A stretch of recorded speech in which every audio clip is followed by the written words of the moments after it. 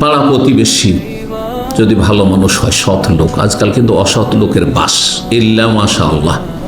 ভালো মানুষ, আমানত ঠিক আছে, ওয়াদা ঠিক আছে, তাহলে ধার চাইলে ধার দেবেন। আমি এই শর্তগুলি কেন লাগাইলাম? কারণ এইগুলোর ভুক্তভোগী আমরা, আমাদের দিনী ভাইরা ভুক্তভোগী, দিনী ভাইদের পক্ষ থেকে, দুনিয়াবি ভাই না। ওয়াদার কোনো মূল্য নাই। হ্যাঁ, অপরের যে টাকাটা আমাকে দিয়ে এহসান করেছে তারও যে প্রয়োজন আছে, এই অনুভূতিটা নেই, এহসাসই নেই, অনুভূতি নেই। আমার কাজ চলছে, দেব, কোনোদিন দেব, কোনোদিন দেব।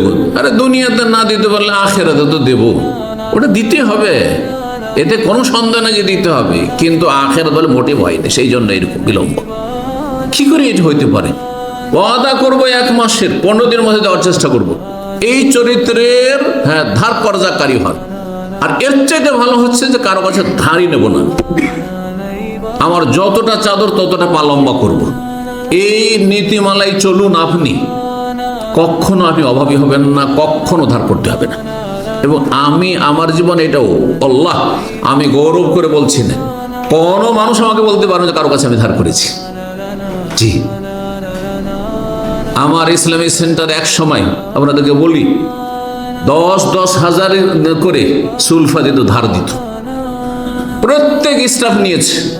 আজকে 27 বছর আছে, আমি আজকে থেকে প্রায় 5-7 বছর আগে 27 বছর নিলাম না, 22 বছর নিলাম না।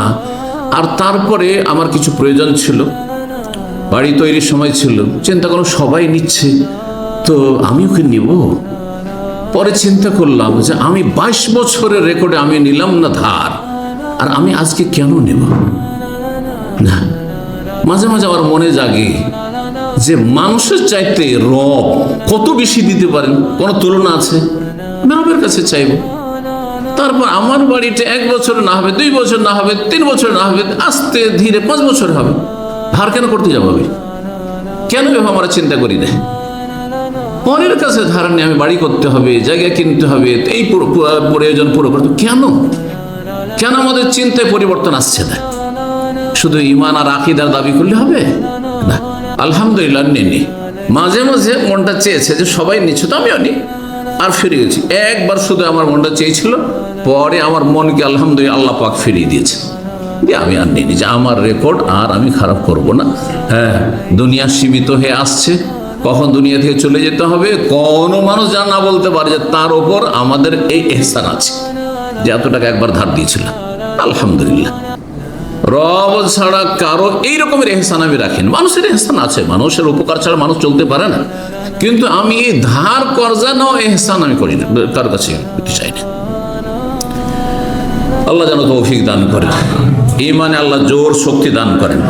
দেখেন, রবের কাছে যখন সিজদায় পড়বেন তখন রবকে বলবেন যে আল্লাহ তুমি যেভাবে দিতে পারো দুনিয়ার কোনো শক্তি দিতে পারে না, কোনো রাজা বাদশাহ দিতে পারে না। দুনিয়ার মানুষের দেওয়াতে কোনো কিছুই হবে না, হয়তো আমার উপকার শেষ হয়ে যাবে, কিন্তু রব যদি দিতে লাগেন তো কখনো শেষ হবে না। আল্লাহ লা মানিয়া লিমা আতাইত, দোয়া তো পড়ছেন ফরজ নামাজের পরে, আকীদা আমল নিয়ে দোয়া পড়েন, অর্থ বুঝে দোয়া পড়েন এবং এটা ইয়াকিনের সাথে দোয়া পড়েন যে আল্লাহ দিলে কোনো শক্তি নাই যে বাধা দিতে পারে, আর আল্লাহ যদি অভাব দেন তো কোনো শক্তি আমাকে সচ্ছল সুখী করতে পারে না। ওয়ালা মতিল মানাত ওয়ালা ইয়ানফাউজাল জাদ্দ মিনকাল জাদ্দ। আল্লাহ তৌফিক দান করেন।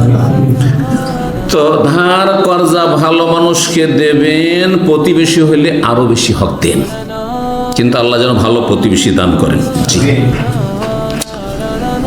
এবং ধার কর্জা দেওয়ার অনেক ফজিলতের কথা হাদিস রয়েছে। জি, আফজালুল আমাল নবী সাল্লাল্লাহু আলাইহি হাদিস রয়েছে, সবচেয়ে উৎকৃষ্ট যে আমলগুলি সেটা হচ্ছে কোন মুমিন মুসলিমকে খুশি করা। কাউকে ধার দেন, মনটা খুশি হবে না? যাক, আমার কাজটা হইল। আর্থিক একটা সংকটে ছিলাম, অভাবে ছিলাম, আও তাকজি আনহু দাইনান, ঋণ পরিশোধ করতে পারছেন না, আপনি দিয়ে দিলেন যে ভাই ঠিক আছে অনেক দিন তো ঋণ পড়ে আছে, কারো দিতে পারছো না, পাও না, তো আমারটা নিয়ে দাও, তুমি আমাকে 2-4-6 মাস পরে দিও। উপকার করে দিলেন কিছুদিনের জন্য। একজন হয়তো 1 বছর থেকে পড়ে আছে, ওটা নাহাচড়া তার সাথে হচ্ছে।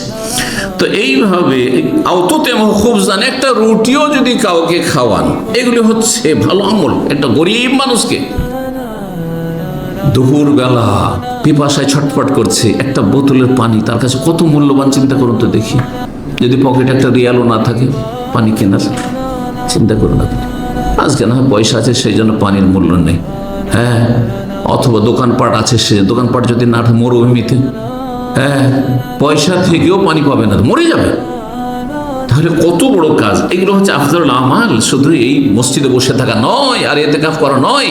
অনেক সময় ইতিকাফ করার চাইতে মসজিদে হারাম, মসজিদে নববীতে ইতিকাফের চাইতে এই আমলগুলি ফজিলতের বেশি হয়ে যাবে ক্ষেত্র বিশেষে।